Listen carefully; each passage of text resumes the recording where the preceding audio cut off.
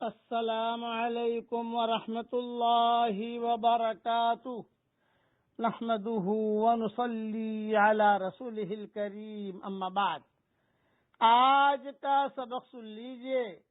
آج کے سبق کی سرخی ہے زنا سے بچیے، پارٹ نمبر 2۔ قرآن شریف میں اللہ تعالی نے فرمایا وَلَا تَقْرَبُوا الزِّنَا إِنَّهُ كَانَ فَاحِشَةً وَسَاءَ سَبِيلًا۔ زنا کے قریب بھی مت جاؤ، یہ بری چیز ہے اور برا راستہ ہے۔ قریب بھی مت جاؤ کہا ہے، زنا مت کرو، یہ تو بہت دور کی چیز ہے۔ اس لیے ایسی چیزیں اختیار کرنا جسے زنا کا قرب ہو، اس سے ہی منع کیا ہے۔ خوشبو لگا کر کسی لڑکی کے پاس جانا، یا اس کو مبارکبادی دینا، یا اس سے خفیہ باتیں کرنا، یا اس سے جو ہے یہ موبائل پر چیٹ کرنا، واٹس ایپ پر باتیں کرنا، یہ سارا کے سارا جو ہے زنا کے اوائل ہیں۔ اس سے بچنے کے بارے میں بھی کہا ہے۔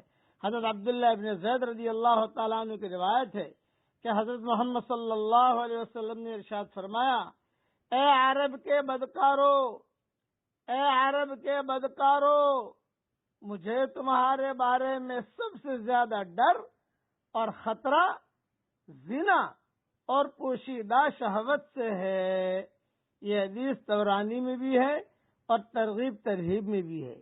یعنی یہ ایسی خطرناک لت ہے جس سے پورا معاشرتی نظام تباہ اور برباد ہو جاتا ہے، اور گھر گھر میں فتنہ فساد اور خون خرابہ کی نوبت آ جاتی ہے، حتیٰ کہ نسلیں تک مشتبہ ہو جاتی ہیں۔ اس لیے میری ایک نصیحت یاد رکھیے گا، زنا کی لت کو لات ماریے، زنا کی لت کو لات ماریے۔ اب ایک دعا پڑھا رہا ہوں، پڑھ لیجئے۔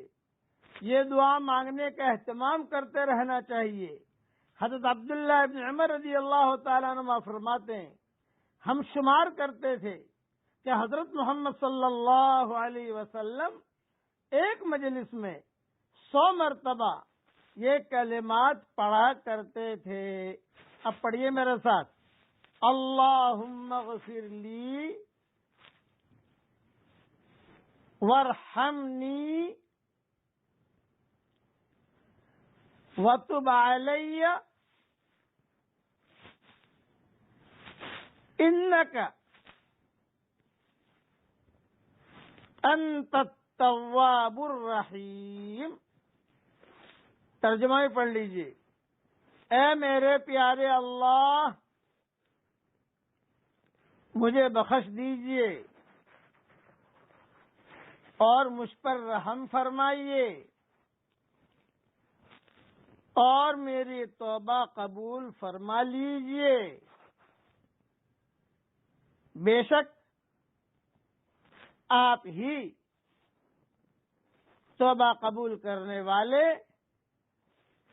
رحم کرنے والے ہیں۔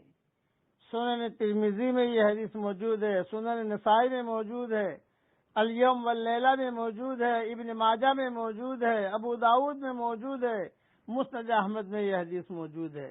کم سے کم زندگی میں ایک مرتبہ تو 100 مرتبہ پڑھ ہی لینا چاہیے، تاکہ حضور صلی اللہ علیہ وسلم کی سنت پر عمل ہو جائے۔ ورنہ تو روزانہ 2 مرتبہ 3 مرتبہ پڑھنے کا اہتمام کیجیے۔ امیجز بنا کر بھی بھیج رہا ہوں، اسے محفوظ کر لیجیے۔ اللہ تعالی ہم سب کے لیے دعائیں قبول فرمائے، آمین۔ وآخر دعوانا الحمدللہ رب